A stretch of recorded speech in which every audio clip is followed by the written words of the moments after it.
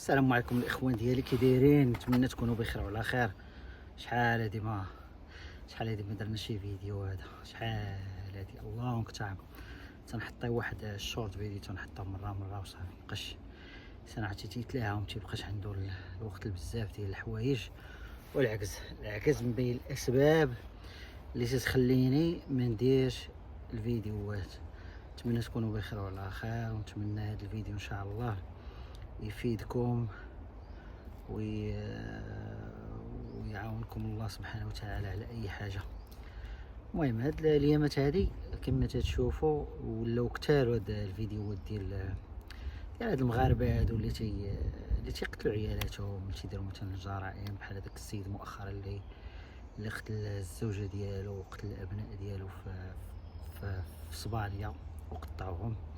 يعني الانسان باش يوصل لهاد الدرجه ويوصل لهذا الفكر الاجرامي، يعني تيكون تيعاني واحد ما نقولكش ضغط، ولاني يكون ما عرفش كيفاش يتعامل مع الضغط وما عرفش كيفاش يتعامل مع راسو. الانسان هو اصلا ما تيعرفش راسو شكون هو، دونك تتكون الرده ديال الفعل ديالو بحال هكا همجيه بربريه لا انسانيه.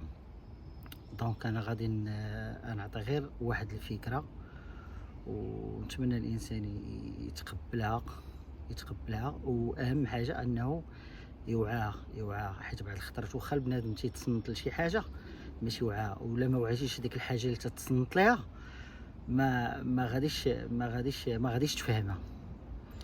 دونك هنا علاش ولا هذا العنف هذا، ولا بنادم فيه المشاكل بزاف، ولا بنادم مستريسي ومعصب كل نهار. سواء مثلا اللي عايش مثلا حتى الناس اللي عايشين في المغرب حتى هما راه مستريسين ومعصبين، الناس مثلا اللي على برا حتى هما معصبين ومستريسين وبزاف ديال الحوايج. دونك هنا الشيطان على الانسان دابا تيولي يفيق في الصباح، اول حاجه تيدير شنو هي تيشعل التليفون ديالو، تيبدا يشوف هذوك الاخبار الزائفه، تيبدا يشوف هذوك الاخبار مثلا ديال التحريض. حيت كاينين بزاف ديال الجروبات دابا بحال الشكل ديال الريد بي، بحال الشكل ديال هذوك الفيديوهات ديال صحاب التنميه البشريه، هذوك هما راه خطر. هاد الفيديوهات هادو كلهم خطر. علاش؟ حيت تيبدلوا لك الايموشنز ديالك، تيبدلوا لك المشاعر ديالكم، تتولي تشعر مثلا بالغضب، تتولي بحال قلتي تتحيز لواحد الفكره. والانسان ملي تيتحيز لواحد الفكره وتيولي ينتمي لواحد العقليه، تيولي بلا ما يحس براسو تيولي تيدير داكشي اللي تيقولوا ليه. ما تبقاش تصنت لشي فيديو تبقى يقول لك دير هادي دير هادي دير هادي. تفرج مثلا في روتيني اليومي، هذا تيدير علاش علاش لازم يمشي يضرب مع راسو بشي جريه، يمشي يخدم، يمشي يقرا، يهتم براسو، يهتم بحياته. هذه هي المشكله ديال بنادم.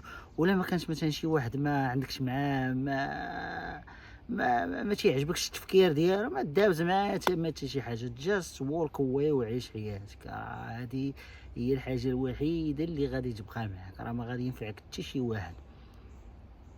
دونك بنادم ما يبقاش يعطي العقل ديالو ويعطي الايموشنز ديالو، المشاعر ديالو، يعطيهم لهذوك الفيديوهات، يبقى يتصنت ليهم ويبقى يتشبع بالافكار ديالهم، لانه هذوك تيمثلوك بحال اللي قلتي واحد القنبله موقوته غادي تفرقع عليك انت الاول في اي وقيته. والانسان يستمتع بالحياه ديالو. شوف الحمد لله، الله سبحانه وتعالى شوف كيما عطانا الشمس وعطانا الليل، الانسان تيختار شنو بغيتي، واش بغيتي الشمس ولا بغيتي الظلام.